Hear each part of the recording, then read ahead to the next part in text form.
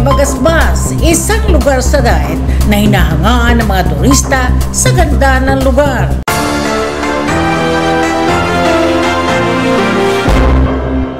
Barangay Bagasbas, itinuturing na yaman ng bayan ng Daet sa laki, turismo at masiglang komunidad. Isa sa mga ipinagmamalaking barangay ng bayan ng Daet ay ang Barangay Bagasbas na hindi lamang kilala sa kanyang tanyag na dalampasigan kundi pati na rin sa lawak ng lupain, dami ng mamamayan at masiglang komunidad. Ayon sa pinakahuling tala, may kabuuang sukat na 348 hectares o katumbas ng 3,480,000 square meters. Ang Barangay Bagasbas ay isang patunay ng lawak at potensyal ng lugar pagdating sa agrikultura, infrastruktura at turismo. Mayroon ding 6 na purok na bumubuo sa kabuuang istrukturang panlipunan ng barangay. Ayon naman sa datos ng 2025 census, may tinatayang 6,232 na total ang populasyon nito. Hindi rin matatawaran ang mga pinagmamalaking lugar, kabilang na ang Bagasbas Beach, isang sikat na destinasyon para sa mga surfers at beachgoers. Sa malinis na puting buhangin at malalakas na alon,